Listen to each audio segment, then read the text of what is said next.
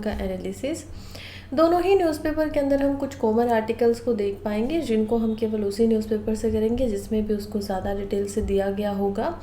इसके अलावा जो डिफरेंट आर्टिकल होते हैं उनको हम करने वाले हैं बिल्कुल अलग से, ताकि यूपीएससी से रिलेवेंट जितने भी सिलेबस से रिलेटेड कोई भी आर्टिकल है, कोई भी न्यूज़ है जो न्यूज़पेपर में आई है वो हमसे ना छूटे।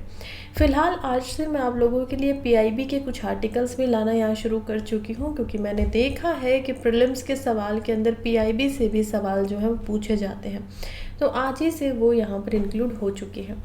ज़्यादा देर ना करते हुए शुरू करते हैं। यूएस मीडिया नेम्स रो officer who allegedly ordered the hit on Khalistani activist Pannun. देखिए, ये पूरी जो स्टोरी है इसको समझने से पहले यूएसए ने क्या किया है, उस रो के ऑफिसर, रो क्या होता है, रिसर्च एंड एनालिसिस विंग। अब इनके एक ऑफिसर थे, उसके ऑफिसर का नाम बता दिया है कि कौन ऐसे ऑफिसर थे जिन्होंने यहाँ पर गुरबंत सिंह पन्नन को मारने की कोशिश की थी। खैर, फिलहाल के लिए इस केस को जो नहीं जानते, जो मेरे साथ पुराने बच्चे नहीं जुड़े हुए, मैं ज़रा उनको एक थोड़ा सा हम रिकैप दे लेते हैं जल्दी से एक बारी, क्या यहाँ पर मुद्दा है, कौन है ये जो कि गुरबंत सिंह पन्नन है, क्यों यूएस हमारे रो के एजेंट्स के यहाँ पर नाम ले रहा है।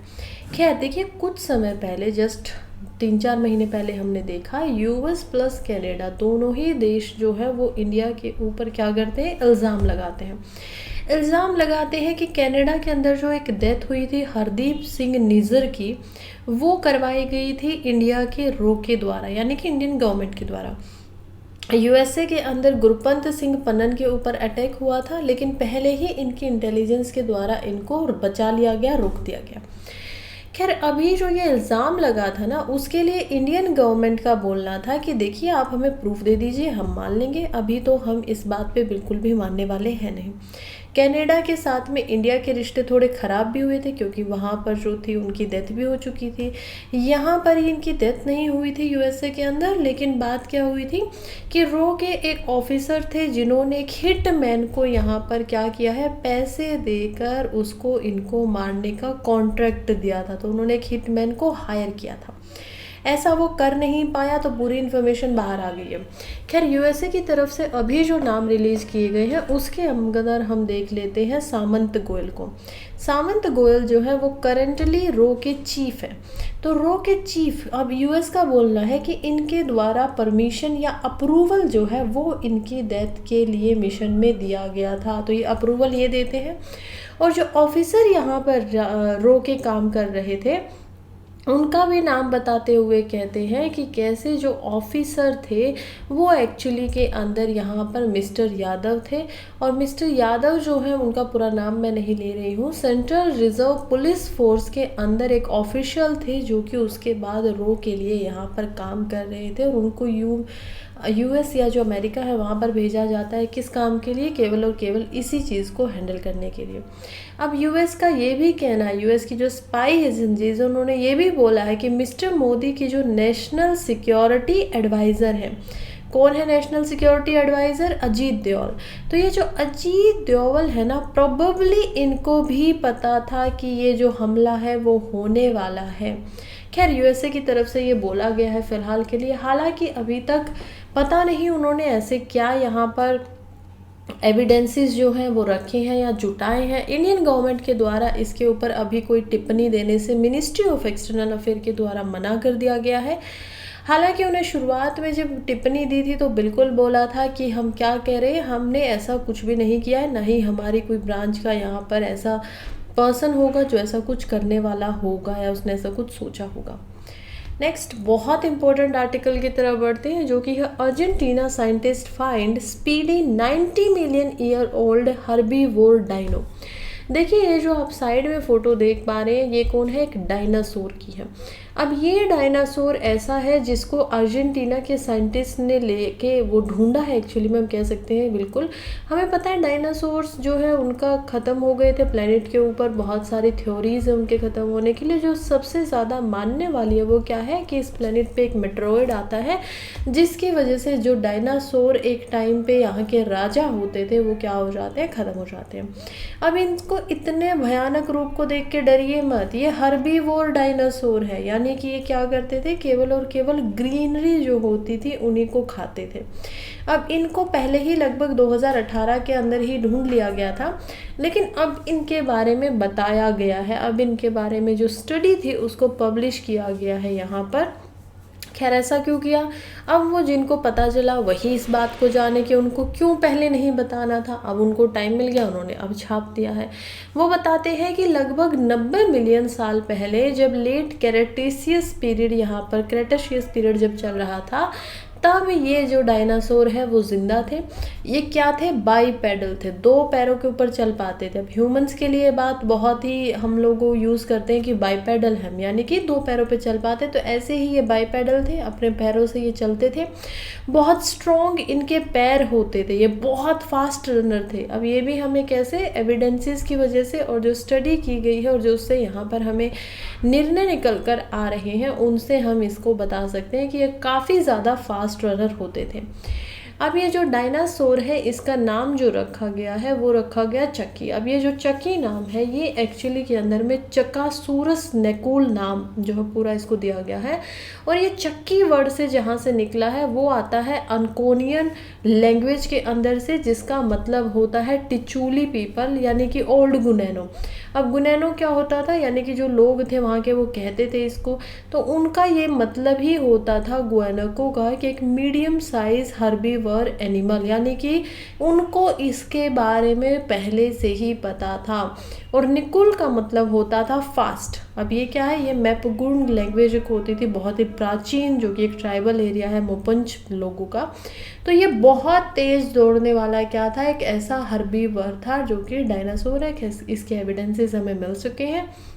एक टीम थी अर्जेंटीना की पैलियोलॉजिस्ट की जिन्होंने डिस्कवरी को कवर किया है, और अब हमें इसके बारे में मिला है। ये फ्यूसल हमें मिले, कहाँ से मिले हैं ये भी ज़रा जान लेते हैं, क्योंकि ऐसे सवाल फिर फिल्म्स के अंदर पूछे जाते हैं।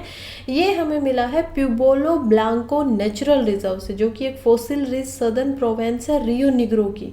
अब वहाँ पे हमें और भी मैमल्स के एविडेंसेस मिले हैं, जैसे कि हमें मिलते हैं वहाँ पर टर्टल के फ्यूसल फ्यूल्स, हम देखते हैं फिश के फॉसिल्स हमें वहाँ से देखने को मिले हैं। तो अलग जो स्पीशीज़ है डायनासोर की उनके भी हमें क्या मिले हैं, कंकाल या फॉसिल जो हम वहाँ पर देखने को समय समय पर बिल्कुल मिले हैं। तो काफ़ी ज़्यादा क्या कह सकते हैं कि रिच है ये स्टेट जिसकी हम यहाँ पर बात कर रहे हैं। फिलहाल के लिए बढ़ते हैं नेक्स्ट आर्टिकल की तरफ, जो कि है पीआईबी से, मिनिस्ट्री ऑफ डिफेंस के द्वारा इसको छापा गया है। कह रही है launch of 6th ammunition cum torpedo cum missile barge LSAM 20। अब आपसे प्रीलिम्स में क्या पूछेंगे कि बैर्ज लसेम 20 एक्चुअली में है क्या, ये क्वेश्चन मार्क दे देंगे। 4 आपको ऑप्शन दे दिए जाएंगे, कोई लार्ज लैंग्वेज मॉडल है, कोई एआई का नया वेरिएंट है, कोई वायरस है, या फिर लास्ट में दे देंगे कि क्या ये एक मिसाइल है। तो अब आपको इसको ऐसे याद रखना होगा, और याद कैसे रखेंगे, जब बार बार रिवीजन करते जाएंगे, समझते जाएंगे चीज़ों को। तो जो लॉन्च किया गया है एम्युनिकेशन कम टॉर्पीडो कम मिसाइल बार्ज LSMA, इसी वजह से पूरा का पूरा क्या हो जाता है, इसकी फुल फॉर्म बन जाती है 20 यार्ड 130 6th बर्ज 11 इंटू में ATC बार्ज प्रोजेक्ट के अंदर इसको बनाया गया था। बनाया जो गया है वो बनाया गया था MSME shipyard miss Surya Dipta project private limited के द्वारा। थाने में इसको कंप्लीट किया गया है इंडियन नेवी के द्वारा, और 29 अप्रैल को हम देखते हैं कि इसको क्या किया गया था, Surya Dipta project private limited के द्वारा इसको लॉन्च किया गया था। अब लॉन्चिंग सेरेमनी जो यहाँ पर हुई थी उसको प्रिसाइड किया गया था मधुसूदन भुई, जो कि इंडियन नेवी के यहाँ पर हम देखते हैं कि कैसे एक पर्सनल है। कॉन्ट्रैक्ट जो था बिल्डिंग का वो अलग है, लेकिन ये जो बार्ज है इसके लिए जानना हमें क्या ज़रूरी है। जो लसेम 20 नाम हमारे पास कोई चीज़ हमने बनाई है, व्हीकल्स बनाए हैं मिसाइल बनाने के लिए, वो डिज़ाइन जो हुई है ये पूरी की पूरी इंडिजीनियसली हुई है, यानी कि इंडिया में ही इसको पूरा बनाया गया है, डिज़ाइन किया गया है, तैयार किया गया है। इसको बनाया गया है naval rules and regulation of Indian register for shipping, तो उसके तहत पे इसको बनाया गया। अब क्या करेगी ये, मिसाइल को एक जगह से दूसरी जगह पर ले जाकर उसको छुड़वाने में हमारी काफ़ी ज़्यादा मदद करेगी। अभी फ़िलहाल के लिए इसकी टेस्टिंग जो है वो शुरू की गई है। कौन कर रहा है, naval science and technological laboratory, जो कि विशाखापट्टनम में हमें मिलता है। और ये जो था, ये पूरा का पूरा जो इनिशिएटिव था वो था गवर्नमेंट ऑफ इंडिया का। इसी वजह से इसकी जो पीआईबी के ऊपर इन्फॉर्मेशन भी दे रहा है वो भी दे रहा है मिनिस्ट्री ऑफ डिफेंस। आगे बढ़ते हैं, और आगे बढ़ने से पहले मैं बता दूं, टेलीग्राम पे मेरा यूपीएससी स्प्रिंट नाम से एक चैनल है, यूपीएससी स्प्रिंट करंट अफेयर के नाम से। आप चाहें तो टेलीग्राम पर जाकर उसको सर्च करके मुझसे जुड़ सकते हैं, या इसी वीडियो के कमेंट बॉक्स के अंदर भी इसका जो लिंक है वो दिया गया है, वहाँ से ज्वाइन कर सकते हैं। अब इस पर आने का फ़ायदा क्या होगा, एक तो जो भी आर्टिकल हम यहाँ डिस्कस करते हैं उसके प्रीलिम्स से रिलेटेड आपको नोट्स मिल जाएंगे, तो आपको अलग से ना न्यूज़पेपर पढ़ने की ज़रूरत रहेगी और ना ही न्यूज़पेपर के कोई नोट्स बनाने की यहाँ पर ज़रूरत रहेगी, क्योंकि वो काम पहले ही आपको किया हुआ मिल जाएगा। दूसरी बात है, जो आर्टिकल आया है उससे प्रीवियस ईयर में क्या क्वेश्चन पूछा गया था प्रीलिम्स के लिए, वो भी आपको क्विज के फॉर्म में मिल जाएगा, ताकि जो भी आर्टिकल आप पढ़ कर गए हैं, आपको क्या करना चाहिए, सबसे पहले वीडियो देखनी चाहिए। वीडियो के अंदर जो भी मैं समझाती हूँ वो सब समझिए, उसके बाद आप जाकर इन नोट्स को पढ़ सकते हैं, या फिर जो ये क्वेश्चन मैंने क्विज फॉर्म में डाले हुए हैं उनको अटेम्प्ट करिए। आपको पता तो लगना चाहिए ना कि आपने जितना पढ़ा है क्या आप अपनी नॉलेज को उतना यूज़ कर पा रहे हो, तो ये वहाँ पर आपकी प्रैक्टिस हो जाती है। मेंस के सवाल जो आते हैं इन आर्टिकल से वो भी आपको पता चल जाते हैं, वो भी यहाँ पर दिए जाते हैं। और जो ये वीडियो आप देख रहे हैं इसका भी जो पीपीटी है वो भी आपको पीडीएफ के फॉर्म में मिल जाती है। नेक्स्ट आर्टिकल की तरफ बढ़ते हैं, जो कि warming of Indian ocean set to accelerate study. देखिए इम्पोर्टेंट कहाँ हो जाता है, इम्पोर्टेंट हो जाता है जीएस पेपर 3 के अंदर एनवायरनमेंट में, और एनवायरनमेंट में भी हम देखेंगे क्लाइमेट चेंज का जो एक हमारा भाग है उसमें ज़्यादा ये प्रभावकारी कह लीजिए या फिर इम्पोर्टेंट कह लीजिए। तो वार्मिंग हो रही है इंडियन ओशन की और ये बढ़ रही है लगातार। अब ये स्टडी जो है बताती है कि 1950 से लेकर 2020 तक जो इंडियन ओशन है या जो हिंद सागर है उसमें हम देखते हैं कि लगभग वो 1.2 डिग्री सेल्सियस से यहाँ पर बढ़ चुका है, और जितना ये पहले होता था उससे हम देखते हैं कि 3.8 डिग्री सेल्सियस ये बढ़ा है 2000 से लेकर 2100 तक इसकी बढ़ने की संभावना है। तो काफ़ी ज़्यादा जो टेम्परेचर होगा वो इससे बढ़ जाएगा, इसका जो लेवल है। अब हम वैसे तो हमें हीट वेव्स के बारे में पता ही है, मैं आप लोगों को ऑलरेडी हीट वेव्स क्या होती हैं ये बहुत बार समझा चुकी हूँ। फिर से देख लेते हैं कि लैंड के ऊपर क्या आती है, लू आती है, हमारे यहाँ पे उसको लू बोला जाता है। अब वही जो हीट वेव्स होती हैं ऐसी ही हीट वेव्स मरीन के अंदर भी आती हैं, यानी कि समुद्री लुएँ भी होती हैं, ऐसे गर्म हवाओं के वहाँ पर तेज़ गर्म हवाएं चलती हैं जिनको मरीन हीट वेव्स बोला जाता है। और ये क्या करती हैं कि ये एक्चुअली में रैपिड फॉर्मेशन बनाना शुरू कर देती हैं साइक्लोन का। कल हमने एंटी साइक्लोन को पढ़ा था न्यूज़पेपर के अंदर, हमें पता है एंटी साइक्लोन कैसे काम करता है। तो जो एंटी क्लॉकवाइज घूम रहा है ये तो कौन घूमेगा, साइक्लोन घूमेगा, और जो क्लॉकवाइज घूमेगा इस तरीके से वो कौन होगा, एंटी साइक्लोन होगा, क्योंकि ये इसकी प्रॉपर्टीज़ नहीं, इसी वजह से इसको बोला जाता है। तो जब ये गर्म हवाएं आती हैं और इनका क्या प्रोसेस है, क्यों आती है, वो मैं ऑलरेडी आप लोगों को कल की वीडियो के अंदर बहुत डिटेल में समझा चुकी हूँ। तो आई होप अगर आप लोग मेरे स्टूडेंट और लगे हुए तो आप समझ पाएंगे कि ये जो गर्म हवाएं हैं ये किस प्रकार से यहाँ पर साइक्लिन के बनने में मदद करती है, या जो बवंडर बनते हैं उनको ये निर्माणित करने के लिए यहाँ पर सहायक का काम करती हैं। अब देखिए जब ये इंक्रीज हो रहा है टेम्परेचर के अंदर, तो ये जो साइक्लोन जो बनते थे ये बनते थे लगभग 20 दिन में, 20 दिन एक साल के अंदर ये बनते थे। अब माना जा रहा है कि इनकी जो संख्या है अगर ये ऐसे ही बढ़ता रहेगा तो 220 दिन से लेकर 250 दिन के बीच में हम साइक्लोन का फॉर्मेशन यहाँ पर देख पाएंगे, जो कि काफ़ी गलत बात है। साइक्लोन होगा तो फ्लड्स भी आ सकती हैं आसपास की जो कोस्टल सिटीज़ हैं। साइक्लोन होगा तो हम देखेंगे कि इससे हैवी जो डैमेज है वो देखने को मिलेगा, जो घर होते हैं आसपास के वहाँ पर हम डैमेज को देख पाएंगे। तो ये सारी स्थिति हमें दिखाई देती है यहाँ पर आसपास के। अब हम देखते हैं कि जो साइंटिस्ट है Indian institute of tropical metrology Poona के अंदर, उनका बोलना है कि ये जो कारण हो रहा है ग्लोबल वार्मिंग की वजह से जो जो ओशन में वार्मिंग हो रही है, इसका एकमात्र कारण है ग्लोबल वार्मिंग। तो ये जो ग्लोबल वार्मिंग है, इसी की वजह से जो इंडियन ओशन है वो near permanent heat wave state के अंदर जाने वाला है, जिसकी वजह से जो कोरल ब्रोचिंग होंगी वो बहुत ज़्यादा होंगी, राइट। कोरल जो होते हैं, आप लोगों ने अगर एनवायरनमेंट पढ़ा है तो भी अच्छी बात है, नहीं तो मैं कोरल्स को भी यहाँ पर डिटेल में बहुत बार पढ़ा चुकी हूँ।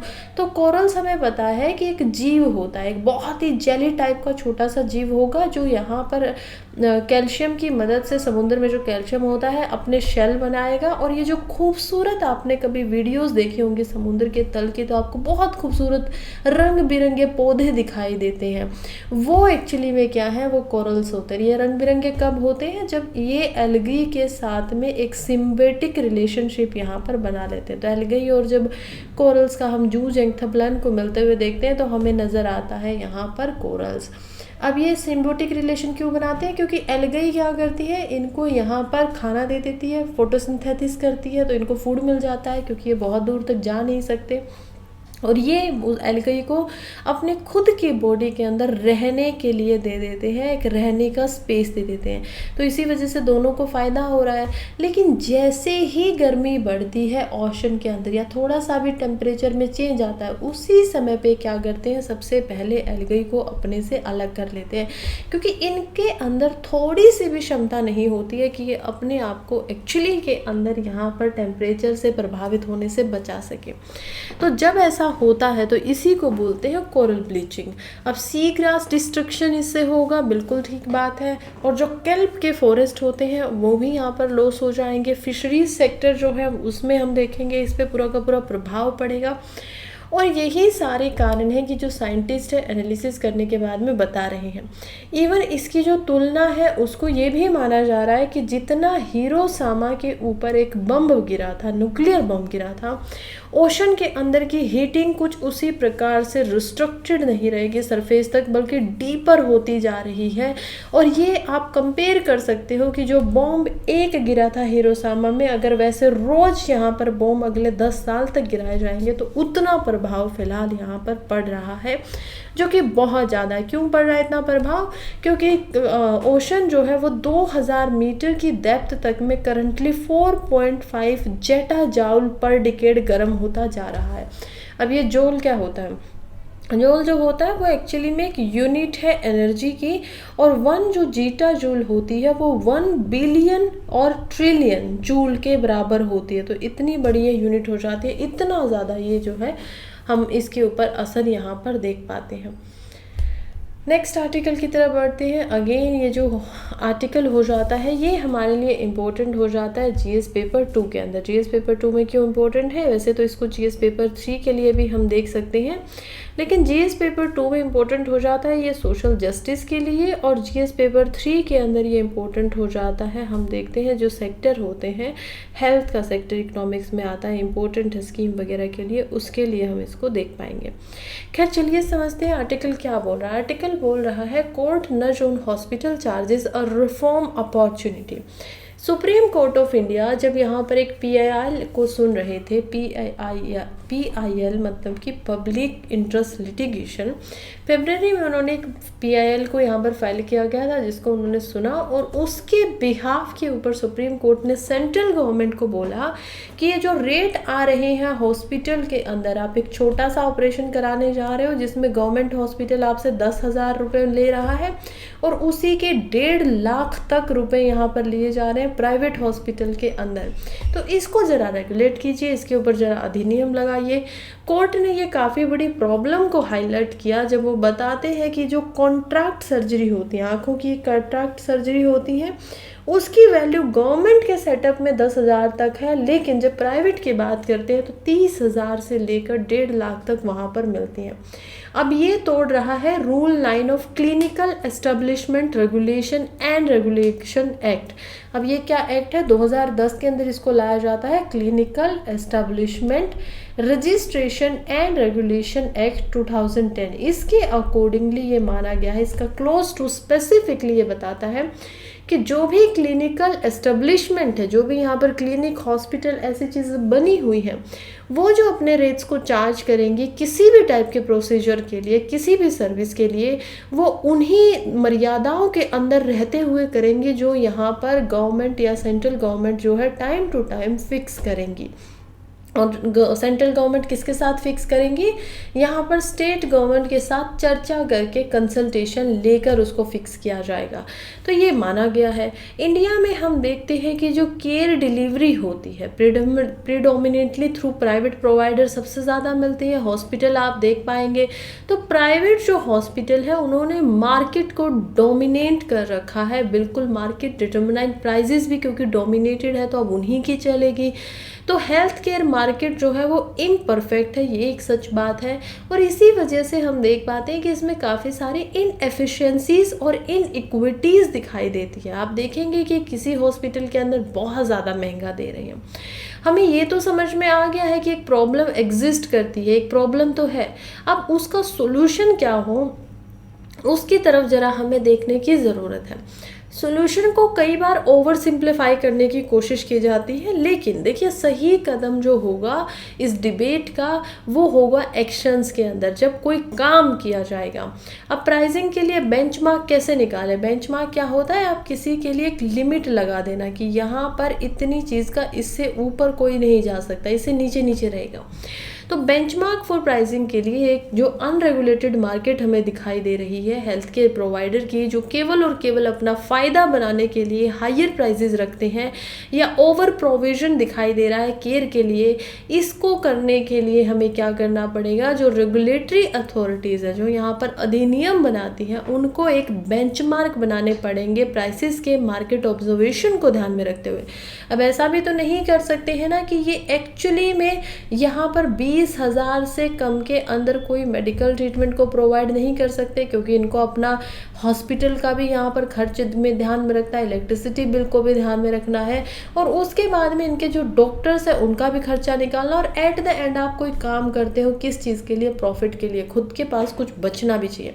अगर ऐसा नहीं कर सकते हैं तो मान लीजिए यहाँ पर रेगुलेटर जो है वो कहते हैं नहीं आपको 18,000 में ही करना होगा, तो ना तो इनका प्रॉफिट हुआ इससे, और जो ये सारी इनकी नेसेसिटी चीज़ें थी वो भी नहीं हुई, तो प्राइवेट का नुकसान ना हो, इसी वजह से यहाँ पर मार्केट ऑब्जर्वेशन को ध्यान में रखना है। मार्केट के अंदर कितनी चीज़ों की कितनी आवश्यकता है, इन सारी चीज़ों को मेल जोल बनाकर, जोड़कर, फॉर्मूले के तहत निकाल कर, तब यहाँ पर समय समय के ऊपर क्या करने चाहिए? रेट्स निकालने चाहिए, फिक्स कर देने चाहिए प्रोसीजर के, जितने में यहाँ पर इनको भी फ़ायदा हो और ख़ास करके जो आम इंसान है उसको यहाँ पर बहुत ज़्यादा नुकसान ना हो, क्योंकि डिटर्मिनेशन और जो ये दिखाई देता है डिस्कशन वगैरह का, वो यहाँ पर करना शुरू करना होगा।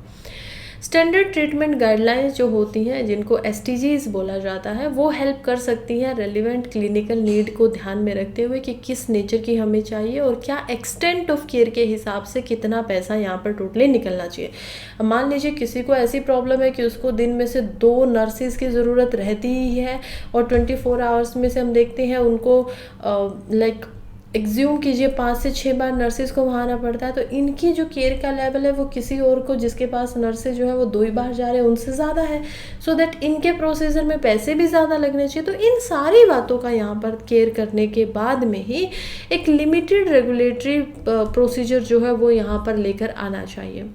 खैर हम देखते हैं कि इंडिया के अंदर जो टोटल हेल्थ एक्सपेंडिचर होता है उसमें से लगभग आधा जो हेल्थ एक्सपेंडिचर होता है वो निकलता है आउट ऑफ पॉकेट, यानी एक आम इंसान अपनी जेब से यहाँ पर क्या कर रहा है? आधे से ज़्यादा जो एक्सपेंडिचर कर रहा है, खर्च कर रहा है, वो लगा रहा है। अब हम देखते हैं जो आज अब बचा हुआ है वो कहाँ से आता है? वो आता है बहुत सारी मिली जुली पब्लिकली प्राइवेटली पूल्ड रिसोर्सेज से। फॉर एग्जांपल किसी ने यहाँ पर इंश्योरेंस ले रखा था हेल्थ से रिलेटेड, फिर किसी ने यहाँ पर हम देखते हैं कि आयुष्मान भारत स्कीम जो है PM-MISM, उसके अंदर हम देख पाते हैं। तो ये काफ़ी सारी इस तरीके की हम देखते हैं कि मल्टीट्यूड यहाँ पर प्राइवेट सेक्टर के अंदर जो रिसोर्सेज हैं, पूल्ड रिसोर्सेज हैं, उसमें उनकी भाग है, भूमिका है, और वहाँ से वो पैसा निकलता है। अब मान लीजिए रेगुलेशन बन भी गई, अब हमारी अगली समस्या आएगी इम्प्लीमेंटेशन की, उसको लागू कैसे किया जाए। तो पहले ही इस बात का ध्यान रखना चाहिए कि मार्केट या इंडस्ट्री जो है ये काफ़ी बड़ी है, और ऐसे जब हम प्राइस कैप्स बनाएंगे तो स्विफ्टली वो जो होगी वो एक्टर्स के बिहेवियर को यहाँ पर क्या कर सकती है, इन्फ्लुएंस कर सकती है। यहाँ पर कौन एक्टर होगा, यहाँ पर जो पार्टिसिपेंट है, डॉक्टर हो सकता है, यहाँ पर वो छोड़ सकते हैं अपने प्रोफेशन को। तो इसी वजह से यहाँ पर ध्यान रखना होगा कि इन्फोर्समेंट मैकेनिज्म जो होंगे वो एक्चुअली में वीक ना हो। अगर वीक है भी तो उनको पहले से ही मजबूत बनाना पड़ेगा। हमारा जो एनवायरनमेंट है उसको अभी चेंज करना पड़ेगा। फिलहाल केवल ऐसी 11 स्टेट हैं जिनमें से हम देख पाएंगे 7 यूटीज़ और ऐसी हैं जिन्होंने क्लिनिकल एस्टेब्लिशमेंट एक्ट को लागू किया हुआ है। और उसके भी हमारे पास एक तो वैसे भी उनकी जो इम्प्लीमेंटेशन है वो काफ़ी वीक है, और जो इनमें से एविडेंसेस भी है, तथ्य भी है, या तो वो बहुत कम मिले हैं हमें या बिल्कुल ही नहीं मिले हैं कि एक्चुअली में जो अफोर्डेबिलिटी और केयर क्वालिटी है उसके ऊपर इस एक्ट का फ़र्क क्या पड़ा है, क्लिनिकल एस्टेब्लिशमेंट एक्ट। तो यहाँ पर इस इशू के ऊपर अगर आप कोई आर्टिकल आता है तो आई होप आप अच्छे से इसको लिख पाएंगे। हम देखते हैं कुछ और डिज़ाइन और इम्प्लीमेंटेशन कैपेसिटी यहाँ पर दिखाई देती है जो कि इफ़ेक्टिवली अडॉप्ट की गई है, जैसे कि नेशनल फार्मास्यूटिकल प्राइसिंग अथॉरिटी। अब वो क्या करती है, वो सभी के सभी जो इम्प्लांट्स वगैरह हैं, स्टेंट्स हैं, उनके प्राइस को निर्धारित करती है 2017 से। अब उन्हीं के अंदर में या जो जेनरिक मेडिसिन होती है उनको मैंडेट करने को बताती है, डायरेक्टिव्स देती है डॉक्टर्स के लिए। तो उसी का सहारा लेकर ऐसे और लॉज को अपने साथ इंड्यूस करके जो रेट स्टैंडर्डाइजेशन होता है कैप्ड प्राइजेस के तहत, उसको यहाँ पर लगाया जा सकता है, इनिशिएटिव उसका लिया जा सकता है। नेक्स्ट आर्टिकल की तरफ बढ़ते हैं जो कि है द पॉलिट्री नीड्स अर्जेंट रिफॉर्म्स, यानी कि सुधार की बहुत ज़रूरत है। अब पॉल्यूट्री होता क्या है, पॉल्यूट्री यानी कि जो आप देख पाते हैं चिकन वगैरह को, जो ये हैंस होती हैं, उन सब का जो यहाँ पर एग्स वगैरह निकाला जाता है या मीट के लिए उनको एज अ ब्रीडिंग उनकी की जाती है, वो होती है पॉल्यूट्री इंडस्ट्री के अंदर। करंटली जो ये आर्टिकल लिख रही हैं head of programme animal law centre, NALSAR university, Shreya Padukone इनका नाम है। आर्टिकल के अंदर ये बताती हैं, हमारे लिए इम्पोर्टेंट क्यों हो जाता है आर्टिकल, क्योंकि हम देख पाते हैं कि किस प्रकार से जीएस पेपर 2 के अंदर हमें क्या चाहिए, अगेन हेल्थ जो है वो सोशल सेक्टर के अंदर आ जाती है। दूसरा यहाँ पर हम देख पाते हैं कि पीटा जैसे एक्ट होते हैं, यानी कि एनिमल्स राइट के ऊपर भी बातें होनी चाहिए। सो उसी से रिलेटेड हम देखते हैं कि जो करंट आउटब्रेक हुआ है, अभी हमने कुछ दिनों पहले पढ़ा कि कैसे एक नया इन्फेक्शन निकल कर आया है H5N1, जो कि काफ़ी ज़्यादा डिजास्टरस था, काफ़ी ज़्यादा ख़राब था, उससे बहुत बड़े बड़े बुरे परिणाम निकल कर आ रहे थे। और हम देखते हैं कि इसके अंदर ये जो इन्फेक्शन है 55% तक का मोरेलिटी रेट है, मृत्यु दर है, कि यहाँ पर ये कब निकाला गया था। हम देखते हैं कि यहाँ पर जो WHO है 2003 के अंदर जब 463 डेथ हो जाती है, और कितने लोगों को ये हुआ था, 888 लोगों को टोटल इससे इन्फेक्ट हुए थे, उसमें से 463 डेथ यहाँ पर होगी। तो इसका जो रेट निकल कर आया था वो आया था 55% के अबव, जिसकी वजह से हमें समझ में आता है कि ये काफ़ी ज़्यादा, एक तो जो वायरस है वो हार्मफुल है, दूसरा ये होता कैसे है, अनसैनिटाइजेशन की वजह से। अब यहाँ पर सफाई ढंग से नहीं रखी जाती है, और बर्ड्स जो हो जाते हैं, ज़्यादातर ये बर्ड्स में पाया जाता है। हम देखते हैं इन्हीं बर्ड्स की वजह से पोलर बियर जो है उनमें भी ये वायरस फैल गया था जब आप कॉन्टेक्ट में इनके आते हैं, और पोलर बियर्स की भी यहाँ पर हमें डेथ होती हुई दिखाई दी थी 2023 के अंदर। तो ये सारे जो करैक्टरिस्टिक्स हैं ये हमें इसीलिए डरा देने के लिए काफ़ी मजबूत है। फिलहाल के लिए जो सेंट्रल पॉल्यूशन कंट्रोल बोर्ड है उन्होंने इस बात को क्लासीफाई किया है कि देखिए, जब कोई भी पोल्ट्री यूनिट होती है उसमें 5000 से ज़्यादा बर्ड्स को नहीं रखना चाहिए। अगर आप किसी भी यूनिट के अंदर इससे ज़्यादा क्वांटिटी को बढ़ाते हैं तो वहाँ पर आप क्या कर रहे हो, एक्चुअली के अंदर आप पोल्यूटिंग इंडस्ट्री बन चुके हो, आप पोल्यूट कर रहे हो आसपास की हवा को, क्योंकि आपको पता ही है कि एयर क्वालिटी घटती है, वेस्ट का प्रॉब्लम होता है। यहाँ पर बैटरी जैसे छोटे छोटे वायर के केजेस के अंदर चिकन्स को रखा जाता है, उनका जो वेस्ट होता है उससे स्मेल बहुत ज़्यादा आती है। तो इन्हीं कारणों की वजह से ये देखा जाता है। फिर अगर कोई ऐसे जो वायलेट करता है, अब मान लीजिए किसी ने 6000 यहाँ पर रखा गया है हैंड्स वगैरह को, तो उन्होंने क्या कर दिया, वायलेट कर दिया ना पोल्यूशन बोर्ड के द्वारा जो उनको गाइडलाइन या डायरेक्टिव दिए गए थे। और बहुत बार खास करके कॉन्ट्रैक्ट फार्मिंग के अंदर अगर हम देखें तो बहुत सारा कर्ज हो जाता है फार्मर्स के ऊपर। तो वो क्या करते हैं कि काफ़ी स्पेशलाइज स्किल सेट बना के रखते हैं, और जो पोल्ट्री फार्मर्स होते हैं उनको मुश्किल होता है कि वो उनको लॉस हो रहा है और उसके बावजूद भी वो सारी की सारी जो यहाँ पर डायरेक्शंस हैं उनके साथ में मिल पाए। तो कुछ लोग तो ऐसे हैं कि बहुत ज़्यादा लालच में ऐसा काम कर रहे हैं कि उनको ज़्यादा से ज़्यादा अमाउंट ऑफ यहाँ पर रखना है, लॉस को तोड़ना है। और कुछ लोग ऐसे हैं जो मजबूरी के अंदर ऐसा कर रहे हैं कि उनको यहाँ पर प्रॉफिट बनाना है, लेकिन क्या करें। फ़िलहाल के लिए ऑथर फार्मर्स की तरफ से भी बोल रही है कि फार्मर जो होते हैं उनको वॉलेटिलिटी, खासकर मार्केट के अंदर जब उतार चढ़ाव आता है तो उससे उनको सफ़र होना पड़ता है, जिसी वजह से शायद वो इंडस्ट्री के जाइंट्स जो ये काम कर रहे हैं, बड़े बड़े जो लोग हैं जो इंडस्ट्री में बहुत ऊंचे स्तर पर पहुंच गए हैं यहाँ पर, जिनके अंडर है, वो फार्मर्स को क्या करते हैं, नुकसान करवाते हैं। फॉर एग्जाम्पल के लिए सोचा जाए तो देखिए फार्मर्स को क्या दिया जाती है, एक एंटीबायोटिक्स दी जाती है। अब ये जो एंटीबायोटिक्स थी ये रेगुलरली देने को बोला बर्ड्स को यहाँ पर। अब ये जो बर्ड्स को देने को बोल रहा था ये थी प्रोफिलेटिक का क्या मतलब होता है, ये बर्ड्स के अंदर में ग्रोथ हार्मोन को प्रमोट करती है। तो ग्रोथ उससे प्रमोट होगी, वो जल्दी जल्दी बड़े होंगे और जल्दी जल्दी उनसे क्या होगा, या तो एग वगैरह जो होगा वो उनसे निकाला जा सकता है, या फिर एनिमल्स का जो मीट के लिए इस्तेमाल करेंगे उसका उसमें निकाला जा सकता है। अब एक्सपर्ट का ये मानना है कि इसकी वजह से क्या हो गया है, एंटीबायोटिक्स का जो यूज़ होता है, एक तो इसकी वजह से क्योंकि इनमें यूज़ हो रहा है एज अ ग्रोथ हार्मोन, फिर जो मिल्क प्रोडक्ट आप पी रहे हैं मे बी पैकेट वाले या वैसे भी, उनको भी इंजेक्शन दिए जाते हैं ग्रोथ हार्मोन के, जिसकी वजह से ये एंटीबायोटिक्स के फॉर्म में है। तो लोगों को यहाँ पर हम देख पा रहे हैं कि क्या हो रहा है, एंटीबायोटिक्स या एंटी माइक्रोबल रेसिस्टेंट हो रही है, AMR या ABR भी हम इसको बोल सकते हैं, कि ये इतनी रेसिस्टेंस उनको हो जा रही है। फिर कोई भी उनको अगर वायरस हो जा रहा है, बैक्टीरिया हो जा रहा है, तो उसको मार ही नहीं पा रहे हैं, वो दवाइयाँ उस पर काम ही नहीं कर रही है, क्योंकि बहुत समय के बाद तक उनके शरीर में वो ऑलरेडी बहुत बड़ी संख्या के अंदर एक्यूमुलेट हो चुकी है। तो खैर ऑथर का यही कहना है कि देखिए एक तो यहाँ पर जो एनिमल्स को रखा जाता है किसी भी कन्फाइनमेंट के अंदर, किसी भी यूनिट के अंदर, उनको यहाँ पर prevention of cruelty to animal PCA act 1960 के तहत के प्रोविजन के अंदर ही रखना चाहिए। अदरवाइज वो क्या कर रहे हैं, एक क्राइम कर रहे हैं। और इसी वजह से इनको बताना होगा, पहली बात तो अवेयर करना होगा, खासकर जो अवेयर हैं उनको यहाँ पर सज़ा देनी होगी, सो दैट दूसरों के लिए एक एग्जाम्पल बन सके। लीगल रिफॉर्म की भी ज़रूरत है। देखिए 269 जो लॉ कमीशन की रिपोर्ट आती है, इंडियन रिपोर्ट इन 2017 के अंदर, उनका ये बोलना था कि जो टाटा मेमोरियल सेंटर है वो उसको रिप्रेजेंट कर रहे थे और वो एविडेंस देते हैं। एविडेंस में वो कहते हैं कि जो नॉन थेरापेटिक एंटीबायोटिक्स दी जाती हैं पोल्ट्री कॉजेज़ के लिए, वो लोगों की कंडीशन में, क्योंकि वहाँ पर बहुत ज़्यादा अनहाइजीनिक कंडीशन है, उसके अंदर वो क्या करती है, एंटीबायोटिक्स भी यहाँ पर रेसिस्टेंट हो जाती है। इवन जो पोल्ट्री, इवन जो एनिमल है, उन्हीं पे वो काम करना बंद कर देती है।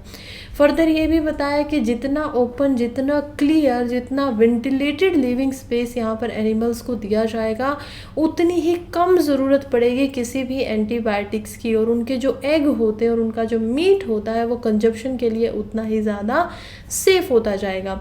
फाइनली जो रिकमेंडेशन दी गई थी वो इस ड्राफ्ट के अंदर हम देखते हैं 2 रूल्स के ऊपर दी गई। पहला जो दिया गया था वो था welfare of chickens in the meat and egg industry, जिसके अंदर जो एनिमल वेलफेयर रिजल्ट होगा उसमें क्या होगा, एक तो उनको बेटर और सेफर फूड दिया जाए। दूसरा हम देखते हैं कि क्या है कि एनिमल्स की केयर थोड़ी अच्छे तरीके से हो, वेस्ट जो उनका निकलता है उसका मैनेजमेंट बढ़िया तरीके से किया जाना चाहिए, और एंटीबायोटिक्स का अगर यूज़ करना ही पड़ता है तो वो भी ऐसे ना हो कि आप कोई ऐसे ही ख़राब दे रहे हैं, वो भी उनको ठीक तरीके की ही दी जानी चाहिए। हालांकि ये जो ड्राफ्ट के रूल हैं ये अभी भी ministry of agriculture and farmer welfare के पास में गए हुए हैं, अभी तक उनके ऊपर कोई काम नहीं किया गया है। तो इसी वजह से ऑथर इस चीज़ के ऊपर पूरा ध्यान दिलवा रही है।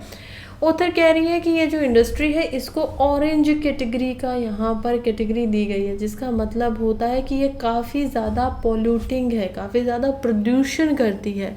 और ये जो बर्ड फ्लू हमने देखा जिसकी वजह से पब्लिक हेल्थ क्राइसिस आ रहा है और जो एक क्लाइमेट इमरजेंसी है, इसके अंदर हमें इस सिचुएशन के ऊपर भी ध्यान यहाँ पर देना चाहिए। नेक्स्ट हमारा जो आर्टिकल है वो इम्पोर्टेंट हो जाता है जीएस पेपर 3 में। यहाँ पर हम कुछ डाटा के ऊपर बात करने वाले हैं। ऐसे सवाल एक्चुअली में मेंस में भी आ सकते हैं और प्रीलिम्स में भी आ सकते हैं कि क्या क्या कारण रहे हैं यहाँ पर इनडायरेक्ट टैक्स के बढ़ने के, और प्रीलिम्स में ये कैसे आएंगे। प्रीलिम्स में आपसे पूछ लिया जाएगा कि जो कौन सा टैक्स है वो लगातार बढ़ रहा है कंटिन्यूसली, कोई टैक्स है जो स्टेगनेंट है, एक ही तरह से चल रहा है, तो ये इस प्रकार से सवाल पूछे जाते हैं।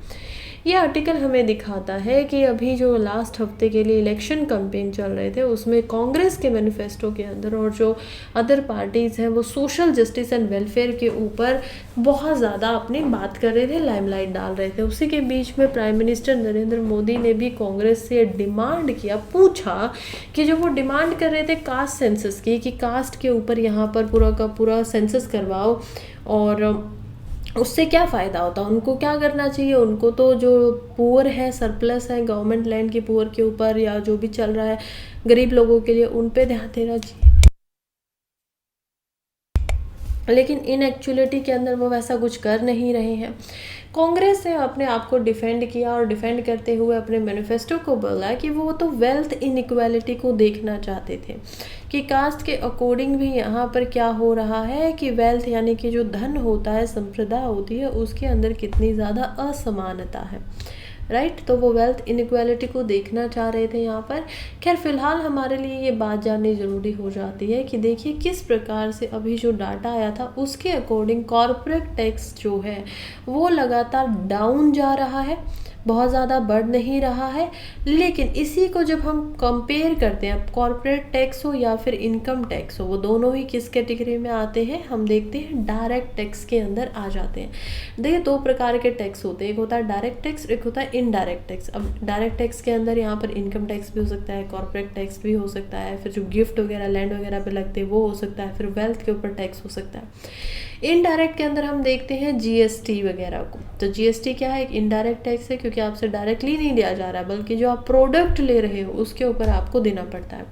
तो खैर कॉर्पोरेट टैक्स जो है वो लगातार डाउन जा रहा है। 2001 में हम देखते हैं, 2009-10 के अंदर हम देखते हैं कि ये पूरा पीक पे चढ़ गया था और अब 2023-24 में क्या हो गया है, नीचे की तरफ आ गया है। इसी समय में जो इनकम टैक्स स्लोली चल रहा था वो इसको क्रॉस करके ऊपर की तरफ बढ़ के 28% तक फिलहाल 2023-24 में आता है। और ये जो कॉर्पोरेट टैक्स है कितना आ जाता है, 26% तक, जबकि ये कभी कितना हो गया था, 36 से 37% से भी ज़्यादा हो गया था। दूसरे आंकड़ों की बात करें तो जो इनडायरेक्ट टैक्स है वो क्या हो रहा है, वो इंक्रीज कर रहा है और डायरेक्ट टैक्स के अंदर इनकम टैक्स ऐसा है जो यहाँ पर इंक्रीज कर रहा है, ऊपर की तरफ बढ़ रहा है। लेकिन फिलहाल भी इनडायरेक्ट टैक्स कितना है, 65.8% है, काफ़ी ज़्यादा है। डायरेक्ट टैक्स की बात करें तो वो कितना है, 34.2%। अब इनमें इतनी ज़्यादा कमी क्यों है, क्योंकि देखिए जब जिनकी इनकम बढ़ेगी वही तो डायरेक्ट टैक्स दे पाएंगे ना। और कैसे होता है, जिसकी इनकम कम है उसको कम टैक्स देना पड़ता है, लेस जिनकी इनकम ज़्यादा उनको ज़्यादा टैक्स देना पड़ता है।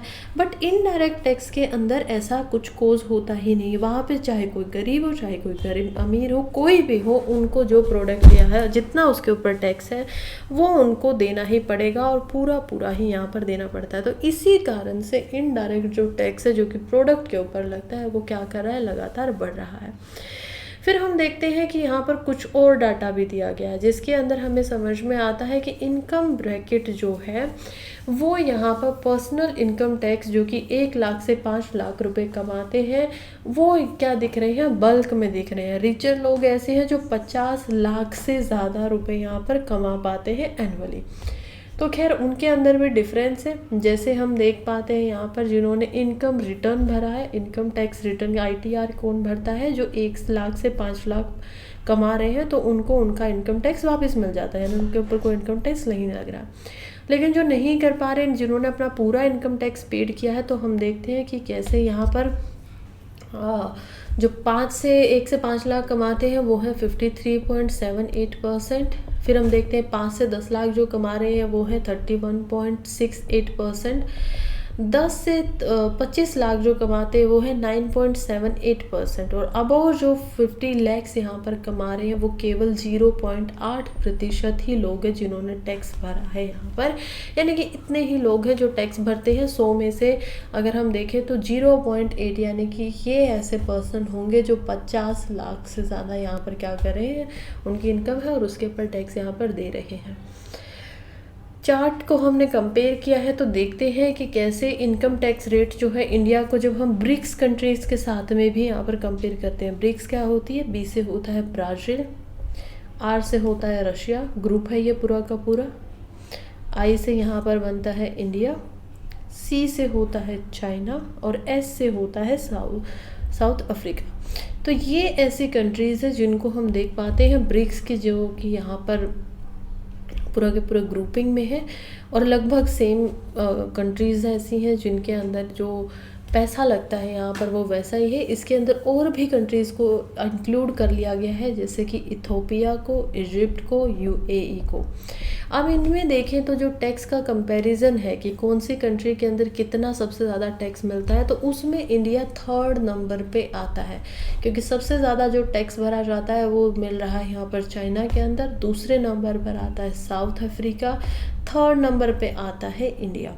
खैर ये कुछ आंकड़े थे जो हमें जस्ट प्रीलिम्स के पॉइंट ऑफ व्यू से पता यहाँ पर होने चाहिए थे।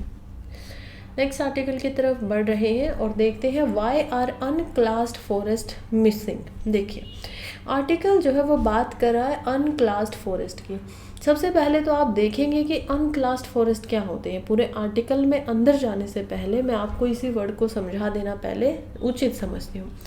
अनक्लास्ड फॉरेस्ट ऐसे फॉरेस्ट होते हैं जिनको यहाँ पर जो फॉरेस्ट का एक्ट है, कौन सा फॉरेस्ट के एक्ट की हम यहाँ पर बात कर रहे हैं? हम बात कर रहे हैं फॉरेस्ट की, इंडियन फॉरेस्ट एक्ट की, जो कि 1927 के अंदर आता है। उसके अंदर इनको नहीं रखा गया है, इनको नोटिफाई नहीं किया है कि ये फॉरेस्ट लैंड है। अब नोटिफाई नहीं होता है तो ये किसी के भी अंडर में हो सकता है इसको कोई प्राइवेट ऑर्गेनाइजेशन चला रहा हो, किसी पर्सन प्राइवेट हो सकता है कोई डिपार्टमेंट इसको यहाँ पर देख रहे हो, गवर्नमेंट के ही डिपार्टमेंट, स्टेट गवर्नमेंट के, हो सकता है इसको कोई ऑर्गेनाइजेशन या एनजीओ देख रहे हो, तो कोई भी यहाँ पर इनको देख सकते हैं, ये इसके अंडर आते हैं। लेकिन अब इनको प्रिजर्व करना क्यों इम्पोर्टेंट हो जाता है? इनको बाद में रखा गया है फॉरेस्ट कंजर्वेशन के अंदर। अब ये फॉरेस्ट कंजर्वेशन एक्ट कब आता है? ये आता है 1980 में। इसके अंदर इनको रखने का एकमात्र कारण ये होता है कि ये जो फॉरेस्ट है, माना कि ये नोटिफाइड नहीं है, लेकिन इनका जो इकोसिस्टम है वो बिल्कुल ही यहाँ पर कैसा है? फॉरेस्ट जैसा है। अगर हम इसके इकोसिस्टम पे नुकसान यहाँ पर पहुँचाते हैं, यहाँ पर एनिमल्स रहते हैं, पेड़ है, अगर ये नुकसान होते हैं तो इससे क्या होगा? एट द एंड फिर से क्लाइमेट के ऊपर यहाँ पर नुकसान होगा, राइट। तो ये है पूरा का पूरा जो प्रोसेस अभी के लिए हम देख रहे हैं। फ़िलहाल क्या प्रॉब्लम आई, फॉरेस्ट मिसिंग क्यों हो गए हैं? फ़िलहाल प्रॉब्लम जब आती है जब ये जो फॉरेस्ट कंजर्वेशन एक्ट हम 1980 की बात करते हैं, उसी के अंदर संशोधन होता है, अमेंडमेंट किया जाता है और ये बन जाता है अब forest conservation act amendment 2023, FCAA 2023। तो इसमें क्या किया जाता है कि जो ये अनक्लास्ड फॉरेस्ट है अब इनको इस्तेमाल किया जाता है या फिर इनको कंजर्वेशन के पर्सपेक्टिव से बाहर निकाल दिया जाता है। फ़िलहाल कुछ PIL लगाई जाती हैं, public litigation, interest litigation, supreme court के अंदर में कुछ ऐसे एक्सपर्ट आते हैं जो कि यहाँ पर एक्टिविस्ट थे, जो कि फॉरेस्ट को बचाना चाहते हैं, अनक्लासिफाइड फॉरेस्ट को भी यहाँ पर बचाने के लिए आतुर बैठे हुए हैं। वो कह रही है कि देखिए ये जो फॉरेस्ट कंजर्वेशन एक्ट में अमेंडमेंट की गई है ये पिटीशन इसी वजह से लगाई है, कंसर्न आ रहा है कि क्यों जो स्टेट के द्वारा यहाँ पर रिपोर्ट प्रोवाइड करवाई जानी चाहिए थी, SEC रिपोर्ट जो कि थी स्टेट एक्सपर्ट कमेटी की रिपोर्ट, और वो कौन किसको प्रोवाइड करवानी थी, प्रोवाइड करवानी चाहिए थी ministry of environment forest and climate change के द्वारा। उन्होंने वेरियस स्टेट एक्सपर्ट की कमेटी को यहाँ पर अपलोड कर देना चाहिए, और अभी तक वो कम्प्लीटली नहीं हुआ है। 2024 की फरवरी में ही सुप्रीम कोर्ट इस बात का निर्देशन दे चुके हैं, ताकि हमें पता तो चल सके कि ये अनक्लासिड जो हम बात करें अनक्लास्ड फॉरेस्ट की या जंगलों की, वो एक्चुअली में है कितने। जब FCAA के स्टिपुलेट की बात होती है तो देखिए, एक तो जो FCAA एक्ट है, फॉरेस्ट कंजर्वेशन अमेंडमेंट एक्ट, वो अनक्लास्ड फॉरेस्ट के अंदर उनको लीगल प्रोटेक्शन से हटा रहा है। इनको लीगल प्रोटेक्शन जब मिली थी तो मिली थी TN गोदावरमन त्रिपुलवा पावड़ केस के अंदर। 1996 के अंदर ये केस हुआ था। केस याद रहता है तो बहुत अच्छी बात है, मैं पक्का कह रही हूँ, आपको एक नंबर इससे ज़्यादा मिलेगा मेंस के अंदर। TN गोदावरम केस 1996 को ये हुआ था। इसी के अंदर जो अनक्लास्ड फॉरेस्ट है उनको प्रोटेक्शन दी गई थी यहाँ पर। अब हम देखते हैं कि इसकी प्रोटेक्शन को हटा दिया गया है अमेंडमेंट के द्वारा।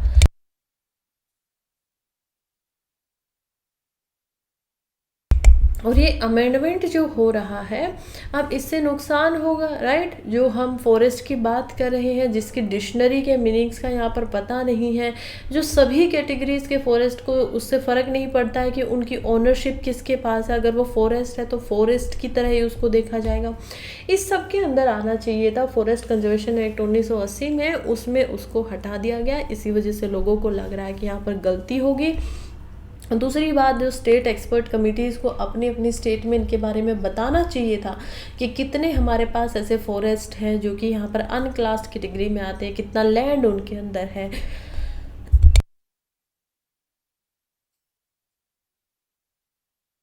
वो भी हम देखते हैं कि अभी तक बताया नहीं गया है। फिर कुछ ऐसे इंस्टेंसेस आए हैं गुजरात जैसी स्टेट के अंदर, जिसमें जब ये स्टेट के द्वारा कमेटी के द्वारा दी भी गई रिपोर्ट तो उसमें भी गलती दिखाई गई। जैसे कि यहाँ पर बताया गया कि केवल जो है 277 हेक्टेयर का ही लैंड है, स्क्वायर किलोमीटर का ही लैंड है जो यहाँ पर इसके अंदर आता है अनक्लास फॉरेस्ट में। जबकि जब इसके ऊपर रिसर्च की गई, इसको वेरीफाई किया गया, तो पता लगता है कि ये तो बहुत बड़ा झूठ है, क्योंकि यहाँ पर जो लैंड का साइज़ है वो इन एक्चुअलिटी में 4577 स्क्वायर किलोमीटर से भी ज़्यादा है। कहाँ यहाँ पर 192 स्क्वायर किलोमीटर बताया गया था रिपोर्ट में, और कहाँ असलियत में ये इतना ज़्यादा मिला है। तो ये इल्ज़ाम लग रहा है कि यहाँ पर जो स्टेट्स हैं वो क्या कर रही हैं, इंडस्ट्रियलिस्ट का साथ देकर डेवलपमेंट करने के लिए यहाँ पर क्लाइमेट को नुकसान पहुँचाना चाहती है, और इन फॉरेस्ट को ख़त्म कर दिया जाएगा। 1995 से 1999 तक के जो भी थोड़ी बहुत रिपोर्ट है उनमें सब में गलत यहाँ पर बताया जा रहा है, और कुछ के द्वारा तो बताया ही नहीं गया है। ऐसे ऐसे एरियाज़ को इनमें इंक्लूड नहीं किया जा रहा है जो कि मन्नार जैसे फ्रजाइल एरिया है। मन्नार की खाड़ी के बारे में आप लोगों को पता होगा। मन्नार जो है वो एक हम देखते हैं केरला के अंदर बहुत ही खूबसूरत लैंड है, लेकिन ये फ्रजाइल भी है। अगर यहाँ पर आप कुछ चीज़ें करेंगे, इसको हटाएंगे, तो ये बहुत फ्रजाइल है, बहुत नरम है, बहुत ज़्यादा इसका जो डिस्ट्रक्शन है वो हो सकता है पैमाने पे।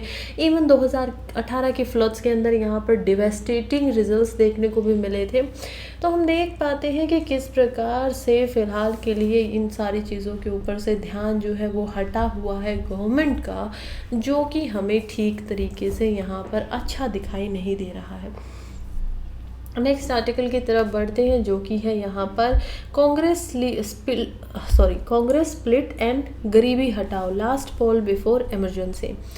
देखिए, ये जो है हम लगातार पिछले कई हफ्तों से पढ़ रहे हैं। अब ऐसे जो आर्टिकल है वो लगातार इंडियन एक्सप्रेस में आ रहे हैं। जब से इलेक्शंस की डेट आई है तभी से हम हमारे जो पोस्ट इंडिपेंडेंस की तरह आप इसको लेकर चलिए कि न्यूज़पेपर के थ्रू आपकी पोस्ट इंडिपेंडेंस एक्चुअली में कंप्लीट हो रही है, क्योंकि अब हम पहुंच चुके हैं फोर्थ इलेक्शन की तरफ। हमने शुरुआत जो की थी वो की थी 1951 के इलेक्शन से, फिर हमने 1957 का पढ़ा, फिर हम देखते हैं कि हमने 1962 का पढ़ा, फिर हम पहुंच गए थे 1967 की तरफ। अब हम आ चुके हैं 1971 के इलेक्शन के ऊपर। तो फिफ्थ इलेक्शन के ऊपर हम आ चुके हैं बीच में। हमने बहुत सारी चीज़ें देखी। बीच में हमने जो कांग्रेस को भी बहुत ज़्यादा स्ट्रॉन्ग होती थी उसको कमज़ोर पड़ते हुए देखा। उसी के बीच में हमने पिछले इलेक्शन में देखा कि कैसे नेहरू जी जो थे वो कामराज प्लान को यहाँ पर लेकर आते हैं। कामराज प्लान को लाने के बाद में हम देखते हैं कि उनके बाद में उनकी डेथ हो गई। उनके डेथ के बाद में जो हमारे नए प्राइम मिनिस्टर बनते हैं वो बनते हैं लाल बहादुर शास्त्री। फिर उनकी भी अचानक से रशिया के एक शहर के अंदर में डेथ हो जाती है। और उसके बाद जो प्राइम मिनिस्टर बनती है और जो एरा ऑफ इंदिरा गांधी के नाम से जाना जाता है वो आती है इंदिरा गांधी। तो इंदिरा गांधी ही अब क्या करने वाली है, यहाँ पर दूसरी बार इलेक्शन करेंगे, क्योंकि पहली बार तो उनको डेथ के बाद में बिना इलेक्ट किए ही यहाँ पर क्या बना दिया गया था, प्राइम मिनिस्टर बना दिया गया था, जिसका चुनाव किया गया था उस समय के प्रेसिडेंट के द्वारा। वीवी गिरीश उस समय पे होते थे। फिलहाल क्या होता है कि देखिए जो प्रेसिडेंट जाकिर हुसैन है उनकी 1969 के अंदर अभी मौत हो चुकी थी। अब हम देखते हैं कि जो कामराज प्लान था उससे भी ज़्यादा लोग बहुत सहमत नहीं थे। इंटरनली उसमें भी कुछ प्रॉब्लम्स दिखाई दे रही थी। और अब तो क्योंकि इंदिरा गांधी थोड़ा सा यहाँ पर स्ट्रांगली रूल कर रही थी तो उनको भी लोग क्या कर रहे थे, इंटरनली कांग्रेस में कुछ लोग कम पसंद कर रहे थे। इंदिरा गांधी काफ़ी सारे बदलाव लेकर आ रही थी। इवन नेशनलाइजेशन ऑफ बैंक्स उन्होंने कर दिया था, जिस वजह से हम देखते हैं यहाँ पर कि कुछ लोग ऐसा चाहते ही नहीं थे। इवन इंदिरा गांधी जो थी अपना जो गिरी है उनके ऊपर भी अपना वेट दिखा रही थी। 1969 के अंदर जब प्रेसिडेंट की यहाँ पर डेथ होती है तो हम देखते हैं कि इंदिरा गांधी जो थी वो इन एक्चुअलिटी के अंदर अपना जो सपोर्ट दिखा रही थी वो दिखा रही थी यहाँ पर जो एस नीलंजनी गप्पा थे तो उनके ऊपर वो अपना पूरा सपोर्ट दिखा रही थी। लेकिन कुछ उन्हीं की जो सीनियर लोग थे कांग्रेस के वो उनको एज अ प्रेसिडेंट सपोर्ट नहीं करना चाहते थे, लाना नहीं चाहते थे। तो इंदिरा गांधी भी उनको नहीं लाना चाहते थे। दूसरी बार हम देखते हैं कि जो मिनिस्टर थे, फाइनेंस मिनिस्टर उस समय पे जो कि थे मोरारजी देसाई, उनको इंदिरा गांधी क्या करती है कि अचानक अपने पोर्टफोलियो से, हमें पता है कि प्राइम मिनिस्टर के पास ये पावर होती है कि वो किसी को भी मिनिस्टर को रिजाइन करने को बोल सकता है, राइट, क्योंकि उसका पोर्टफोलियो, उसकी मर्जी वो उसे रखे या ना रखे। तो यही उन्होंने किया। मोरारजी देसाई को ह्यूमिलेशन के साथ में यहाँ पर रिज़ाइन जो है वो देना पड़ता है और उसी के बाद में वो क्या करते हैं, अपनी खुद की एक अलग पार्टी की तरफ सपोर्ट दे देते हैं जो कि था कम्युनिस्ट पार्टी ऑफ इंडिया की तरफ। इंदिरा गांधी जो थी वो अपनी टर्न कर लेती हैं और नेशनलाइजेशन ऑफ बैंक करती हैं जुलाई 1969 के अंदर। प्रेसिडेंट के जो इलेक्शन है वो अगस्त 16 को होते हैं। गिरी जो कि इंडिपेंडेंट थे, वीवी गिरी, वो यहाँ पर लड़ते हैं। इंदिरा गांधी उनको सपोर्ट करती है। लेकिन हम देखते हैं कि जो ऑफिशियल के यहाँ पर कांग्रेस के नॉमिनी थे, अभी ऑफिशियल नॉमिनी कौन थे, रेड्डी जी को हमने देखा, वो यहाँ पर हार जाते हैं। तो जो उनको इंदिरा गांधी का क्या दिया हुआ था, सपोर्ट था। अब जो ओल्ड गार्ड थे जो कि प्राइम मिनिस्टर के साथ में पार्टी से लगे हुए थे, अब उन लोगों के बीच में धीरे धीरे यहाँ पर क्या आने लगती है, हम देखते हैं टकराव होने लगते हैं। इसी वजह से स्प्लिट हो जाता है। यहाँ पर हम देखते हैं कांग्रेस दो भाग में बन जाती है 1969 में। अब इसके दो नाम भी पड़ जाते हैं। एक कांग्रेस जो स्प्लिट होती है वो जानी जाती है कांग्रेस ऑर्गेनाइजेशन के लिए, जिसको सिंडिकेट यहाँ पर क्या कर रहे थे, अपना लीड कर रहे थे। दूसरी जो कांग्रेस थी वो थी इंदिरा की कांग्रेस। अब उसका नाम जो था वो था रिक्वेस्टिनेशन फैक्शन। अब देखिए पॉलिटिकल टर्मोइल आ गया था, पार्टी दो टुकड़ों में बढ़ चुकी थी। एक नया सिंबल बनता है। मार्च 25 1966 के अंदर प्रीवर चंद्रा भंजदेव जो थे, जो कि महाराजा ऑफ बस्तर थे, उनको गोली से मार दिया जाता है पुलिस के द्वारा। अपोजिशन ये आरोप लगाती है कांग्रेस के चीफ मिनिस्टर जो कि मध्य प्रदेश में थे, द्वारका प्रसाद मिश्रा, कि उन्होंने यहाँ पर किंग की मौत करवाई है, राजा को मरवाया है। अब ये असैसिनेशन जो था वो अपोजिशन को तो बिल्कुल मदद कर रहा था, खास करके भारतीय जनता जो था संघ उनको, और वो एमपी के अंदर कंसोलिडेट करते हैं और अपनी एक गवर्नमेंट बनाते हैं, जैसे कि संयुक्ता विदुक्ता दल, ये सब इकट्ठे होते हैं हरियाणा, पंजाब, उत्तर प्रदेश, बिहार, वेस्ट बंगाल में। और यहाँ पर हम देखते हैं कि मिड इलेक्शंस के अंदर में हमें इन सब की अलायंस दिखाई देती है। इंदिरा गांधी स्ट्रगल करती हैं अपना खुद की जो उनकी रियल कांग्रेस थी स्प्लिट के बाद में उसको एस्टेब्लिश करे रखने के लिए, उसको बचाए रखने के लिए, क्योंकि उनकी गवर्नमेंट में अब माइनॉरिटी हो गई है और नो कॉन्फिडेंस मोशन आ जाता है 1970 के अंदर। वो बहुत मुश्किल से सरवाइव कर पाती है हाउस में, क्योंकि उनको सीपीआई से जो है वो मदद मिल जाती है, कम्युनिस्ट पार्टी से वो मदद ले लेती है इंडिया की तरफ से, और वो नो कॉन्फिडेंस मोशन यहाँ पे बच जाती हैं। जब वो इससे बच जाती हैं तो अब वो क्या करती हैं, पब्लिक ओपिनियन की तरफ उनको था कि अब पब्लिक को मैं अपने साथ करूँगी, क्योंकि 1971 के अंदर यहाँ पर हम देखेंगे दोबारा भी इलेक्शन होगा। अब हम देखेंगे कि इस समय पे क्या करती हैं वो करती हैं कि एक नारा देती हैं जो कि था गरीबी हटाओ, let's get rid of poverty. अब उन्होंने ये जो नारा दिया, इसके अंदर हम देखते हैं कि बाद में लड़ाई भी होती है इलेक्शन कमिश्नर के पास में। जब सिंबल की बात आती है कि इलेक्शन के लिए अब सिंबल चाहिए, तो ये कहते हैं कि इंदिरा की जो है वो उनकी रियल कांग्रेस है, दूसरी जो थी वो हम देखते हैं जो नई कांग्रेस यहाँ पर बनी है और कांग्रेस वो है। तो इसी वजह से सिंबल इंदिरा गांधी कह रहे कि मैं रखूँगी जिसमें 2 हल होते थे और उसका जो सिंबल था। लेकिन इलेक्शन कमीशन ऑफ इंडिया जब सुप्रीम कोर्ट बोलते हैं कि इनमें से दोनों को किसी को भी यहाँ पर ये इलेक्शन नहीं मिलेगा, सिंबल नहीं मिलेगा, तो इलेक्शन कमीशन ऑफ इंडिया दोनों को ही नए सिंबल देते हैं। और जो आज कांग्रेस का सिंबल है वो एक्चुअली में अब कांग्रेस को मिला था।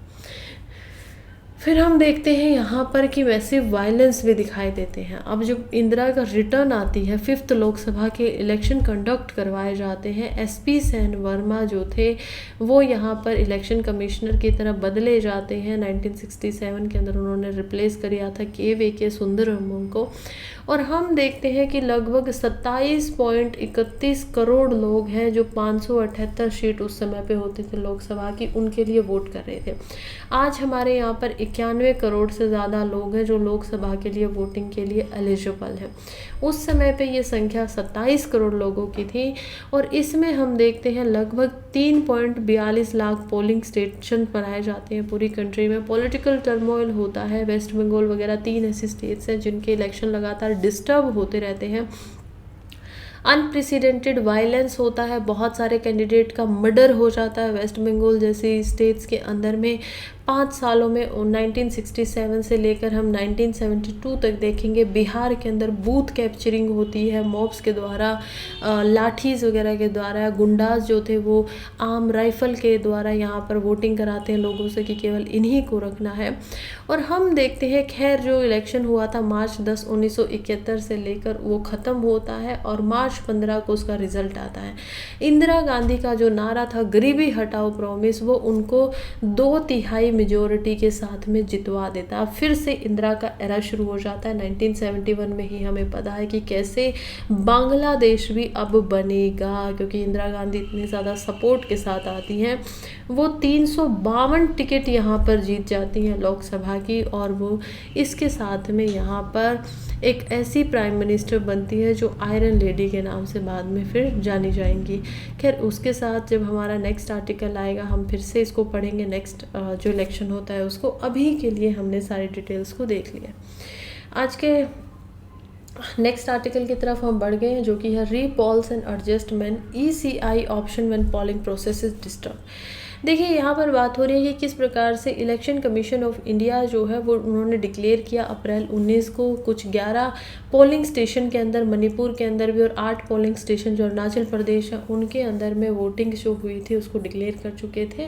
रिपोल कुछ जगह करवाए जा रहे हैं। हम रिपोल क्यों करवाए जा रहे हैं, क्योंकि देखिए एक तो कैंडिडेट जो थे अप्रैल 9 के बाद में उनकी यहाँ पर मध्य प्रदेश के अंदर बैतूल लोकसभा कॉन्स्टिट्यूंसी में डेथ हो जाती है। तो डेथ हो जाती है तो क्योंकि वहाँ पर कैंडिडेट दूसरे अब दोबारा से बनाने पड़ेंगे, पार्टी को नॉमिनेट करना पड़ेगा, तो वहाँ पर पोल जो थे वो नहीं करवाए गए, अर्जन कर दिए गए, रोक दिए गए। अब उनको दोबारा से करवाया जाएगा अप्रैल 26 को। अब हम देखते हैं कि इलेक्शन जो ये कानून है उनके अंदर ऐसे सिचुएशंस को करने के लिए क्या क्या रूल बनाए गए हैं। सबसे पहला जो रूल है वो है डिस्ट्रक्शन या हाईजैकिंग ऑफ EVM। तो ईवीएम का जो पूरा प्रोसेस है वो मैं आप लोगों को बहुत अच्छे से समझा चुकी हूँ। बिल्कुल माइनर चीज़ें हमने पीपीटी की देखी थी कुछ दिन पहले, 2 या 3 दिन पहले ही मैंने आप लोगों को समझाया था। हम देखते हैं कि अगर ईवीएम यानी कि जो इलेक्ट्रॉनिक वोटिंग मशीन है, जब उनको कोई हाईजैक कर लेता है तो अंडर सेक्शन 58 के तहत में इसको क्या माना जाता है, रिप्रेजेंटेशन ऑफ पीपल एक्ट 1951 में, कि इलेक्शन कमीशन डिक्लेयर कर सकता है कि पोलिंग इस स्टेशन की वॉइड हो जाएंगी, बिल्कुल ख़त्म मानी जाएंगी, जब कोई अनऑथराइज्ड पर्सन अनलॉफुली यहाँ पर ईवीएम को लेकर भाग जाता है, या एक्सीडेंटली ईवीएम के अंदर कोई खराबी आ जाती है, लॉस्ट हो जाती है, या फिर मशीनरी जो है उसने रिकॉर्डिंग ऑफ वोट्स जो थी वो ठीक तरीके से नहीं की है, तो रिटर्निंग ऑफिसर इसकी जो जानकारी होती है वो इलेक्शन कमीशन ऑफ इंडिया को बताएंगे और चीफ इलेक्टोरल ऑफिसर जो स्टेट के हैं उनको बताते हैं, और उसके बाद में इसको दोबारा से रिपोल कराया जाता है। दूसरा यहाँ पर कानून है बूथ कैप्चरिंग के लिए। बूथ कैप्चरिंग में क्या होता है, इसके लिए भी हमारे पास सेक्शन 135A है रिप्रेजेंटेशन ऑफ पीपल एक्ट 1951 का, जिसके अंदर अगर किसी पोलिंग स्टेशन को यहाँ पर सीज कर लिया जाता है, अफेक्ट होता है कंडक्ट ऑफ इलेक्शन, पोजेशन कोई पोलिंग स्टेशन का ले लेता है, किसी को यहाँ पर डराया जाता है, धमकाया जाता है, तो इन सब स्थिति के अंदर भी अंडर सेक्शन 58A जो भी पोल को यहाँ पर कैप्चर कर रहा है उसका क्या होगा, प्रेसिडेंट जो ऑफिसर है वो इसके बारे में immediately control unit of EVM को बताएंगे, उनको क्लोज कर देंगे, बैलेट सिस्टम को हटा दिया जाएगा और इलेक्शन जो है वो दोबारा से यहाँ पर फिर करवाए जाएंगे। फिर कुछ अगर मान लीजिए अनफॉर्चुनेट डिस्ट्रप्शन आ जाता है, अब इन सारी चीज़ों का तो पता है ऐसा हो सकता है, लेकिन कुछ ऐसा हो जाता है, फॉर एग्जांपल कहीं पर बाढ़ आ जाती है या कहीं स्ट्रॉम आ जाता है, फिर हम देखते हैं कि नुकसान कहीं पर ज़्यादा हो गया, जैसे ईवीएम वगैरह का, इलेक्टोरल रोल का यहाँ पर, फिर ओपन वायलेंस हो जाते हैं, दंगे हो जाते हैं, इन सभी स्थितियों के अंदर भी 2 घंटे के अंदर अंदर हमें जो इलेक्शन कमीशन ऑफ इंडिया उनके पास में पूरी जानकारी पहुँच जानी चाहिए, और उसके बाद में अगर वो क्या करते हैं कि वहाँ पर का जो पूरा का पूरा इलेक्शन का प्रोसेस है उसको अडजॉर्न कर दिया जाता है, उसको रोक दिया जाता है। फिर अगर किसी कैंडिडेट की डेथ हो जाती है तो अगेन सेक्शन 52 ऑफ आरपीए के द्वारा 1996 में इसको लेकर आया गया और इसके अंदर डाला गया कि अगर कोई रिकॉग्नाइज पॉलिटिकल पार्टी है, मान लीजिए अब रिकॉग्नाइज पॉलिटिकल पार्टी कौन होती है, जिसमें ये रिकॉग्नाइज नेशनल पार्टी हो, स्टेट पार्टी हो, जिसको इलेक्शन सिंबल के द्वारा यहाँ पर सिंबल्स दिए गए हो, अगर उनके किसी कैंडिडेट की यहाँ पर डेथ हो जाती है तो ये जो प्रोसेस होता है पूरा का पूरा पोलिंग का या वोटिंग का उसको रोक दिया जाता है और उनको क्या समय दिया जाता है, 7 दिन का टाइम दिया जाता है कि वो क्या करें, अपने जो दूसरे कैंडिडेट हैं उनका यहाँ पर नॉमिनेशन फिल करवाएं और उसी के बाद में यहाँ पर वोटिंग होगी, पॉल्स होगा। खैर ये था हमारे पास कुछ जानने के लिए रिप्रेजेंटेशन ऑफ पीपल एक्ट्स के बारे में।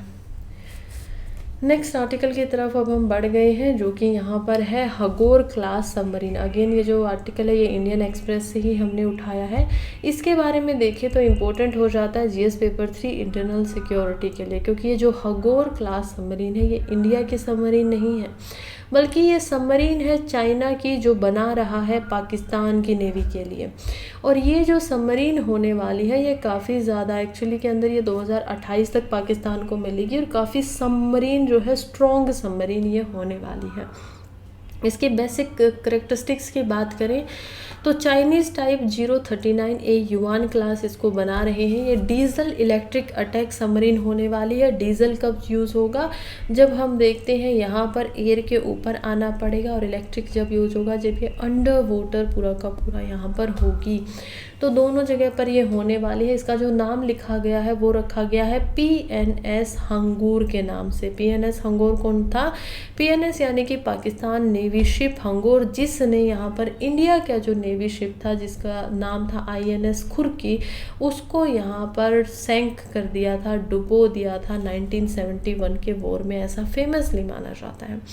अब ये जो डीजल इलेक्ट्रिक रेफर मॉडल है इसको पॉपुलरिज्म के लिए समझा जा रहा है कि ये अंडरग्राउंड थोड़ी स्ट्रॉन्ग होगी, ये हम लोगों के लिए अटैक कर सकती है। बिल्कुल इसके ऊपर अटैक के वेसल्स लगे होंगे, इसके ऊपर यहाँ पर क्रूज मिसाइल्स इसके अंदर होंगी, ताकि ये अगर कोई सबमरीन सामने आती है तो उसको भी अटैक करके डुबा सके, और कोई शिप सामने आता है तो उसको भी यहाँ पर डुबा सके। सबमरीन को हिंदी में पांडुलिपि बोला जाता है।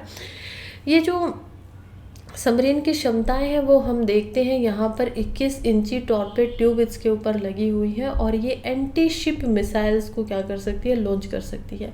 साथ ही में ये बाबर 3 नाम की यहाँ पर इनके पास में सब सोनिक क्रूज मिसाइल है पाकिस्तान के पास में, जिसको भी ये क्या कर सकती है, लॉन्च कर सकती है, जो कि लगभग 450 किलोमीटर की दूरी तक जा सकती है, अटैक कर सकती है।